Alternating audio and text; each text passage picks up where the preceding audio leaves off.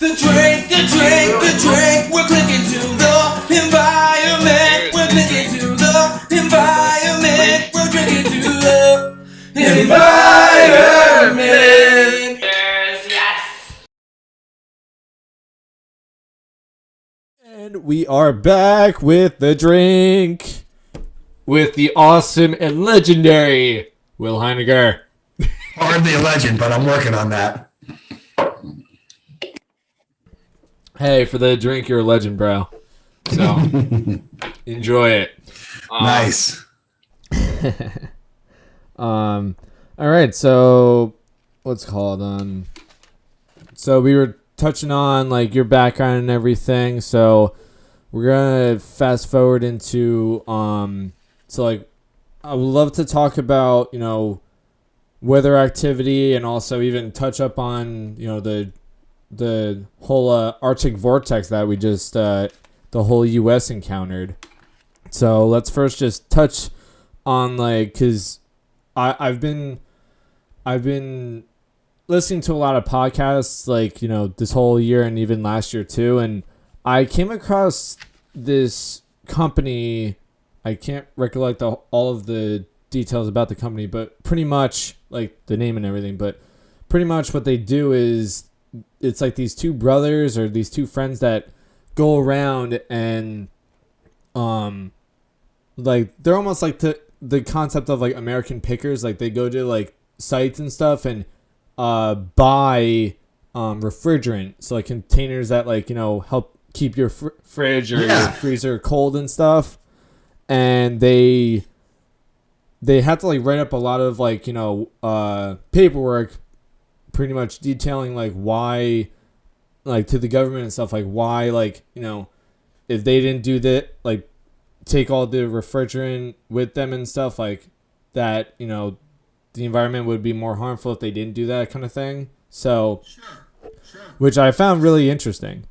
Right, and there's so much demand out for these restorative efforts and reclamation efforts that politicians say, "Oh, jobs," but if we would sell it as that's where green centric people kind of get a trip up, is how they sell it. And if you're leaning that side, typically one side of the political spectrum says, "Oh, green," another side says, "Well, that's not silly, but that's too greeny for us." And so entrepreneurs like that prove the point that there could be feasible jobs, although they're service oriented, but it can still be good for the environment. Yeah. And it could, and refrigerant systems leak. That happens. Well, yeah, especially like the first like generation or like the first models, if you will. And refrigerators especially have come a long way. Okay. Right. But air conditioners especially being exposed now to the global market of air conditioning. Many places that didn't have air conditioning now do, because it's plug and play essentially. But at a cost, there's still leaks to that. And so someone, from your small background about that, it could start a kind of like a neighborhood pickup, or even expanding it is a real way to create jobs. And that's where the connection has to be made versus we're doing something good for the earth. The left, if we're going to go politically here, tends to say, "No, it's good for the earth. It's good for the earth." And listen, I'm all about it. But at the end of the day, it's money and it's jobs. And as much as green people don't want to acknowledge that, that's what it has to be. Right. Because the first question I get asked about things is, well, how much does this cost? Beyond, is it good for the earth? And so there has to be a learning curve, and these entrepreneurs have caught on to that they could feed their environmentalism with an industry that they might create, or a service sector based industry, in a sense, a service, and pulling this waste out of. And you might know about there's these other entrepreneurs who want to collect plastic out of the ocean around tropical islands. Well, they didn't. Yes, they know it was good for the earth, but they had to sell it as a business model first, in the sense to get people on board. How is this going to save me money? Yes, we're doing good by pulling plastic out of the ocean. But what they did is that they realized these local fishermen because the oceans have been, or these local fisheries have been so overstressed and polluted with plastics, they said, well, since you're not catching fish, and these founders had to come up with a funding source, but they pay fishermen now to go pull plastic out of the ocean. Is it going to change the overall scheme of things? Maybe locally, maybe not nationally or globally, but anytime you can get a segment created and make money at it, okay, there's the adage, oh, you may not rich get doing it, but some people have and have supported really quite lucrative businesses. And refrigerant, as a contributor to greenhouse gases, the ozone hole has been recently reported. I could get some sites here and everything that it's basically repaired itself. So the Earth is a regenerative system. It can fix itself. We just have to wonder if we've gotten it too far where it's not unfixable, but it'll take a long time to swing it back. And so people like the guys you mentioned, and there's people who started their own food waste companies, and other companies that have started converting lawns into gardens. These are all jobs, and that's what one side, if you're right leaning, wants to hear about. And right. We need that small scale bump to really get it going, because that's how businesses were once started, with just one person deciding there was a need for something. Well, yeah, and exactly, and just to continue on what you're saying about jobs and stuff, is like, money equals, how shelter over your head, food, water, all that kind of stuff. So I mean, yeah, like everyone, the world unfortunately revolves around money. So I mean, but like you said, we could turn that into something that is definitely environmentally friendly, supports all three pillars: environmental, social, and economical, which is literally sustainability. So, and the one other thing I wanted to mention is that, yeah, like from what the podcast, when I was listening to it, the owner even said, like, yeah, we sell, so like they write up all the paperwork and stuff. They get the tax credits for it, and then they actually sell the tax credits to big name companies, just like how you said, going back to what you said about, environmental sin. Right. They're like, okay, we're going to redeem ourselves by getting these tax credits. We'll pay you like, X amount of money. I think it was a few $100,000 to $1 million, whatever. But there you go. There's your revenue. You helped the environment and you got paid for it. So why not? A colleague once told me a really easy way to understand it. Those three pillars is people, planet, profit. You have to have the three circles. There's a name for that circle thing they have. But those three components can exist. They can exist. And people don't understand the power that people have for planet and profit. And so profit, okay, you can still have a good profit, but still be doing something good for the planet. Right. Even those entrepreneurs, have to take in the footprint of, okay, I have to spend this much fuel, fossil fuels. Am I doing enough? Will that extract that out of the system? And so when we get to, looking at the ground down bare metal of things is, okay, am I spending more or doing more damage than what I'm trying to accomplish? Well, that also drives new innovation and new creativity. Maybe they could purchase then EVs to do their jobs. And people as a citizenry still haven't grasped fully the power they have collectively. And what I mean by that is we're starting to see a shift finally where people decide, hey, I've got money. I can direct how the economy goes. And so once you decide that, I tell my students all the time, okay, I can sit here as a white male in my middle age. I've got a decent paying job and, I'm nothing like you guys except for being a human. Economically, I'm a little bit ahead, but that also instills a responsibility to me to go out and find these different products to support those pillars of planet and profit, because as a person, I can fund those things as not an early adopter, but a sustainment to that endeavor. So once people put the connection at their dollars, or if they contribute, I told my students, go find one American product and buy it. Made by an American worker, because that knocks out a lot of the transportation issues. Can you find a TV today made in America? Kind of tough. Nation, yeah. But or you in can your go local community. You told me before you started a new job, maybe you commit part of one of your paycheck to buy one USA green shirt. Would it break your bank? No. But it'd be your redemption that we talked about, that environmental sin of a person supporting planet and a profit somewhere. Well, yeah, I mean, I don't have it on, but my last show, I was repping Beach House Brewery shirts, and I literally bought it from the place itself. However, I'm not sure. I don't think that's necessarily what you're aiming for, but yes, I mean, some other shirt that is, the material is more, Yeah. sustainable. Or if you need a pair of socks, okay, I get it. Socks aren't made that much in America anymore. But then instead of running to a big box store for convenience, maybe divert yourself and allow yourself enough time. Ted could make a detour and find a local store, so at least it stays in the community. Right. So, okay, maybe the sin is that's still made in Malaysia, which is fine. That's the way the world works. So you don't. Well, yeah, some things are just, you can't really get around it. You went to a local store and, right in your town where you're from and where I'm from. And, I don't know if we want to say it here, but there's a great local hardware store. It's tough finding American made products in that store, but at least I'm knocking part of it out of the way by buying local. And Right. that also is one of the pillars of people making. And for me, it's not the closest store to get to. I have to drive into town, kind of have a list. So, okay, there's a trade-off there. But at least I know it's a small local store because their income or their revenue goes to support the town in other ways. Right. Just to clarify, I'm not going to say the name of the place, but it's on Main Street. Yes, Okay, yes. yeah. It's a great local hardware store. Well, it's family owned too, so you're supporting another family. So there you go. You're supporting a family that does a lot for the town that store is located in.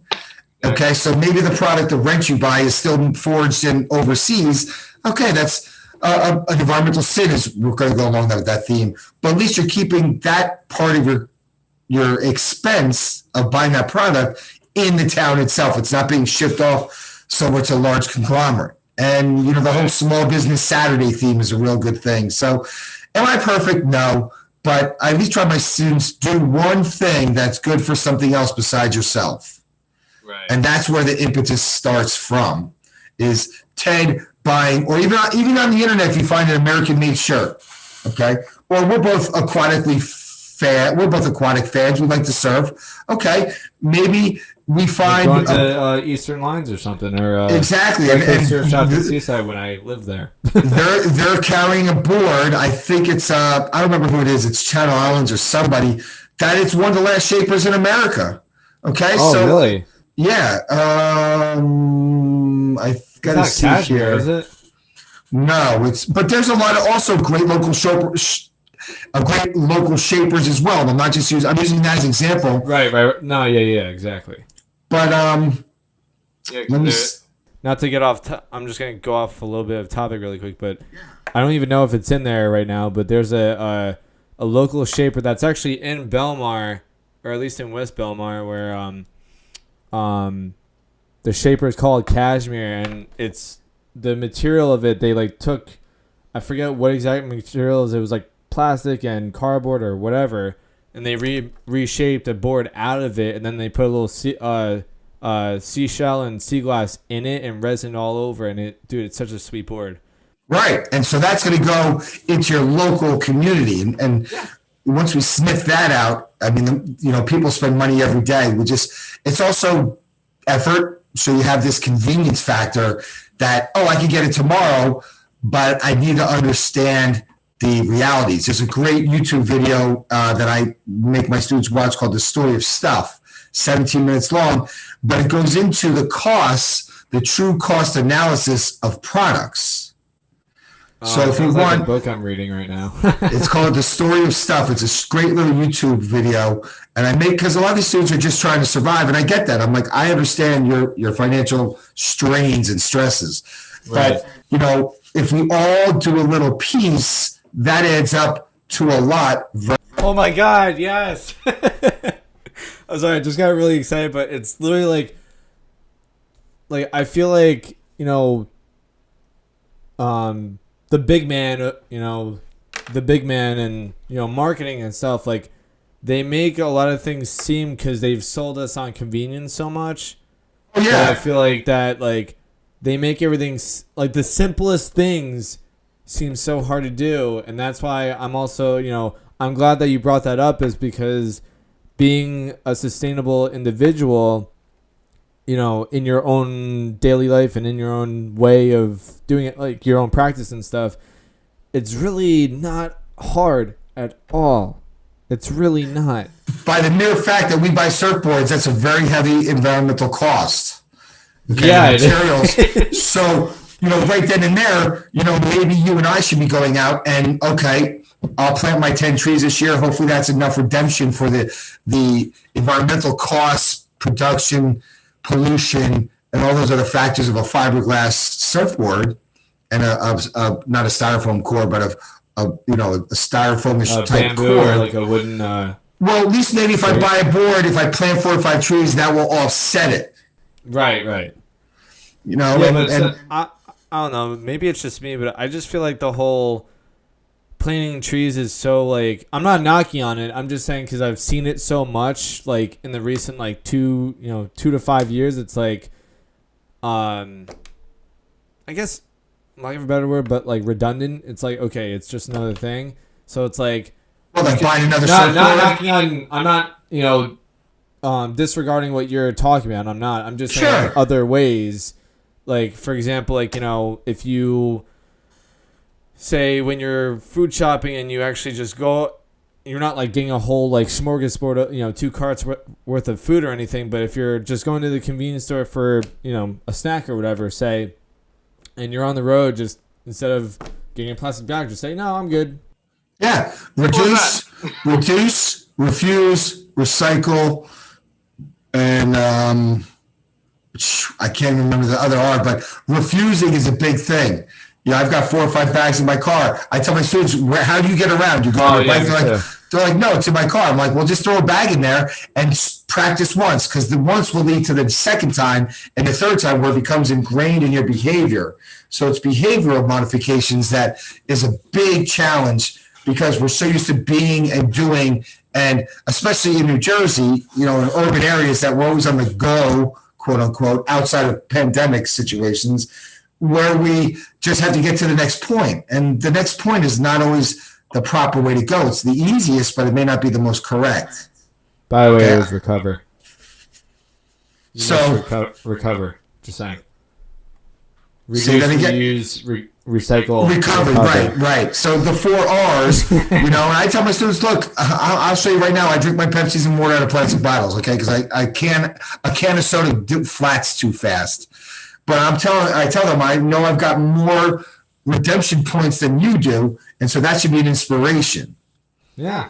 So it's really exciting to be in this time and age. It can be also daunting. But, we're starting to see a shift in people's awareness, which is really big. Coastal people that live in near our town in Belmar, many other coastal communities. Right. You're seeing civic engagement on a new level. And the last 4 years have prompted that as well.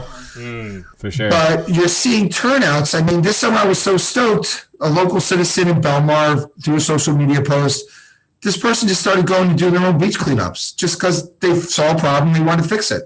Okay, and they garnered some momentum, and it started getting a little headway. Yeah, the beaches are great during the summer, but you know what? That's something that person did not have to do initially. And for them to jump the gun and get engaged and enthusiastic about it, okay, maybe you don't get the big, it's because it's raked. These beaches in New Jersey are raked a lot during the summer months. But at least this person was out there. It was a woman, and that's fine. She was out there doing something. Oh, yeah. Doing one thing. That's a big jump. You go, lady. Keep it up. It actually started to grow momentum, and they had more people show up, and the beaches were better off. And maybe not so much this time of year when we can use them, but people complain a lot. It's very easy to do. Hey, better late than never is what I always say. Better late than never. There's a terminal late that we can get to that would be bad, but the awareness is really starting to skyrocket more than I've ever seen in my lifetime, and I'm very excited about that. Hell yeah! Exactly. I don't know my language, but fuck yeah, I'm so happy for her to, whoever that is, to do that, because that's just doing it out of like, just I just feel like doing it. You have no external motivation besides, she just wants to do it. So Just saw a need and went and did it. top off to her. So kudos to her, man. For sure. And that should be exciting to all your listeners. Hell yeah. That they can see something in their neighborhood, just go do it. Like, just stop complaining about it and just go do it. Going back to my history a little bit, I want to also do this, include this, is I had a basketball coach as a kid, and he says, we had these talks before practices and so much. He goes, one day, and it stuck with me since I was 16 years old. He says, Nice. don't complain about what you can't change. And that was profound in my life. True. Because he's really tasking each one of us. He's like, don't complain about what you can't. And in the realm of basketball, you can't change the officiating. You can't change their preparedness, the other team. But he goes, don't complain about it. Do what you got to do to change it. And you got to play harder, and you got to be better prepared, and so forth. And it was really kind of that is really stuck with me my entire life. It was about, don't complain about what you can't change. Okay, you may not be able to do it today or tomorrow, but at least go do something. And that whole phrase about not complaining about what you can't change has been really, really impactful in my life. It is. It really, don't complain about what you can't change. I can sit here and complain, I can go do something about it. And listen, going back to environmental sins, as a teacher, sometimes you get some time off during the summer. And so I took a job at a golf course that's right down the road from me. And we use a lot of machinery. Okay. And that really bums me out, but that inspires me simultaneously from the consumption side to the proactive side to plant these trees and work at greening up some areas that I could have influence on. And so, those 4 trees or 10 trees we're going to plant this year could pull some of that CO2 that I made last summer. And that's kind of exciting and invigorating to me. That's awesome, dude. For sure. Hell yeah. Everyone keep that mindset. And, especially all the surfers. Keep learning from all of our mindsets. All the surfers especially should be proactive, since it's a treasure that we get to temporarily use in our life cycles, being the ocean. It's really kind of shocking to me that more surfers aren't more green-centric than they are aware of or need to be. And there's a lot of great ones doing a lot of great work. I'm not saying that. But if you got out of a surf session and you're walking to the beach and you see a piece of plastic, you walk by it, okay, maybe you're not going to clean the whole beach, but you should at least be picking up something as you're walking back to your car. Every time. Only because me personally, and I'm not trying to toot my own horn, I'm literally telling you what I actually do. You're doing it. I just pick it up. I'm like, I'm going to take a shower anyway. So I pick it up because I just know that there's certain people in the world that would be like, ew, gross. Egg factor. Or it's below them. And, Yeah, exactly. And just pick it up. Literally just go to the trash can really quick. Do it. Done. Wash it. I'm sure you have hand sanitizer in your freaking car. So there's worse stuff that you eat and you're exposed to on a daily basis than a little piece of plastic. That's even worse, sitting in a real environment. Okay, the chemicals you spray in your house or whatever. Oh yeah. And the deodorant you put on your body. I'm with that. But at least it's a small piece to redeem myself. Okay, do I know all my plastics properly accounted for? Probably not. I'm probably contributing to some of that plastic waste, but at least I'm trying. If I refuse 10 bags a week, maybe that makes up for the plastic I consume when I'm drinking my iced tea and my Pepsis. So you got to look at it pragmatically so you're inspired without being depressed. And being an environmentalist, it's easy to get depressed with the overwhelmingness that we face on a daily exposure. Exactly. For sure. Hell yeah, dude. Oh my God, this is great. It's more than what you thought it would be. So, the next wave in surfing technology has got to be some green products or green decking or something. Who is it? Shout out to John Weber about this because he was on a couple of years back on my show.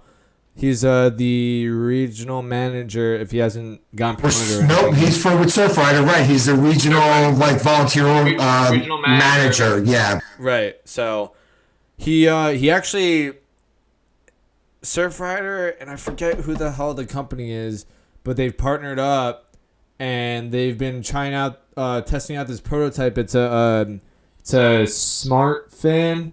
I think it's called. Yeah, I think it's I've called heard that. I could be butchering it. It is. It collects salinity levels, temperature, and then you upload it. And all that kind of stuff. Yeah, you upload it as a part of a data collection system. So yeah, Right. you know what I mean. Maybe it's not the best fit in the world, but at least it's doing more. And you know, a lot of these surfers we know are not going to go world pro. So you know, you could trade off a little performance for some data collection. That'd be very, very useful. Yo, so both of us should just like get in contact with John Weber and just be like, yo, give me some fin. Give me some of those smart fins. Dude, I'd freaking do that in a heartbeat. I'd be like, all right, here you go. Plug it into the USB drive and just upload all of the info. Can't be that hard. I mean, You'd also be actually surprised, like, even if, like, you're not a environmentally focused individual. Like, I know obviously me and you are, but, like, I'm saying for, like, the common person that's not always focused on environmental initiatives and all that stuff. Like, because, for example, like, my mom, I showed her a clip on Instagram of like the one video of the scuba diver, like just showing a video of like all the plastic in the ocean, and I showed that to her. Dude, I never seen her eyes light up so hard. Yeah, and she's like, "Wait, that's happening?" I'm like, "Yeah, that's why I'm showing you this, so then we could change some of our habits." And she's like, okay, consider it done. yeah, and people really need to see another great documentary, which you could rent for very affordable, is A Plastic Ocean. That is profound. There you go. Yeah, I was about to say that too. But there also has to be a balance that people, you know, there's other ones that are out there that I use in my class, and that way I can disclaim it. I didn't make it, but it's about a guy in India who took an eroding island on one of the big rivers in India, and since the 70s, he's replanted the forest. One guy just takes the little sapling, pops it in the ground, and it's rejuvenated this entire parcel of land. There's another guy, a lawyer in Mumbai, India, who was a lawyer, so he's in a different class, but he saw that the beach was polluted, and he organized a drive, and it totally refreshed this beach so that these one type of turtle came back after 20-year absence because the pollution was gone. Holy shit. Look it up. Mumbai man cleans beach, or Indian man cleans Mumbai beach, and he's gotten world accolades. And it's the power of one person. And I know that's so cliche, and we say it all the time. But here, if I find the link, I could share it to you. I'm looking for it right now. I have it saved here. But it's people don't understand the power that they have in their decisions. From filthy to fabulous, Mumbai Beach undergoes dramatic. Yeah, there's a million YouTube variations on that. But this one guy organized it through social media, and now he's working up the rivers. Yeah, that's the guy. And YouTube clips are just phenomenal, right? Yeah. And so these Ridley turtles, that's the name of them. Ridley turtles started coming back. And so. Holy shit. Yeah. Dude, look at that picture. It's like legit a plastic beach. Wow. One guy, one person, one human initiated that change. And now he has teams that go out and watch the Ridley nests so that they're not poached or damaged or anything. That's sick. And so once we start seeing these connections, it was thousands of tons of waste. The YouTube videos alone were Afra Shah. That's him. That's the dude. I would love to meet him. Yo, I have to reach out to him, bro. Look at this. He was joined by more than 1,000 volunteers, including local Versova residents, slum dwellers, politicians. See, politicians don't always not care. Bollywood celebrities and school children. That's fucking awesome. Yep. Exactly. Yo. So go down. That was week 85. He's done like 300 weeks of this. And he's serious. And they have people that regularly go out now. It's a movement. It's a movement. And so it makes me want to go to Mumbai to see this beach. And I didn't have interest in going to India, but I would go there just to see this beach. And maybe if I ran into him, I'd lose my mind. Oh my God. I think I would probably have what's it? I'd be That's fangirling over like, that dude. you know, It's called universe around a fangirling. star. It's called fangirling. One of my students introduced me to that term, fangirling. It would be like meeting an environmental hero. You know, and this dude to me, and I'm not knocking other activists at all. Dude. This guy just Keep going. he woke up one day, there's a problem, and we're going to see how we can fix it. Slow and steady wins the race, apparently. Well, actually, in this case, it was fast, but... Yeah, like... Damn! Yeah, and there's story after story after story of that. Removing 5 million kilograms of filth in 85 weeks in Versova Beach. Great initiative. Let it inspire others. Fuck yeah, dude. Fuck So, yes. 1, 2, 3. 1, 2, 3. Afro Shaw, that's his name? 1, 2, 3. Wait, 1, 2, 3. 1, 2, 3. You said 5 million kilograms?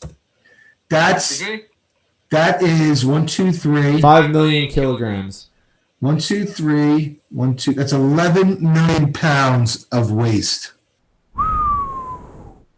So just to put that into a little bit more perspective, that's like, oh geez, well they cleaned this whole entire beach, so that's pretty much like what, like from say, actually that's pretty much like from freaking north side all the way north of Seaside Heights, New Jersey, through the boardwalk to probably the south side of Seaside Heights, Seaside Park. Regardless of the length, regardless of the dimensions. I'm just saying, just to put it into a little bit more perspective.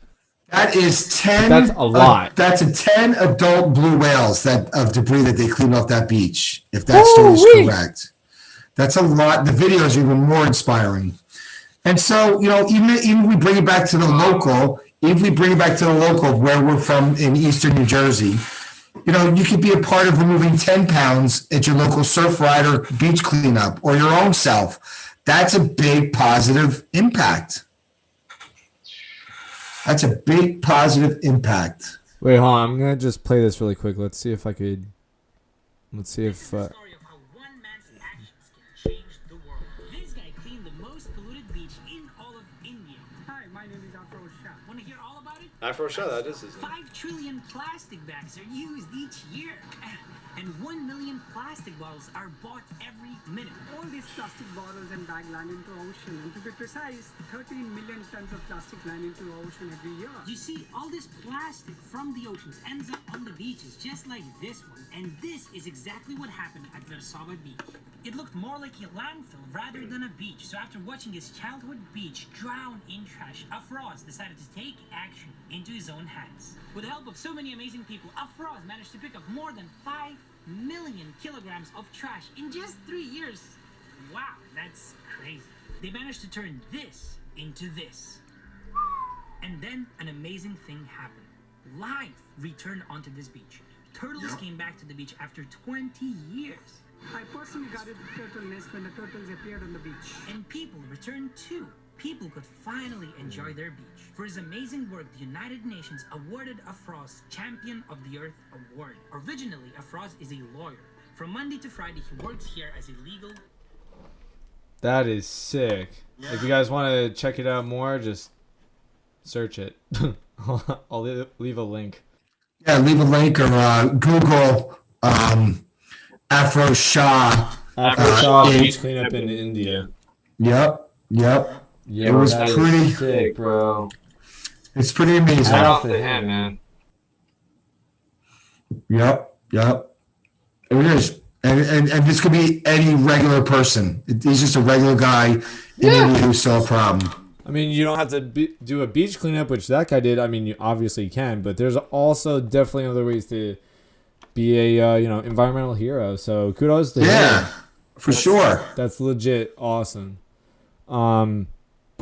Well, on that positive note, let's take another short break, and then we will be back. So, talk to you guys later.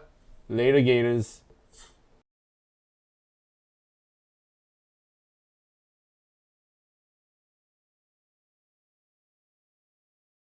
Hello, everyone.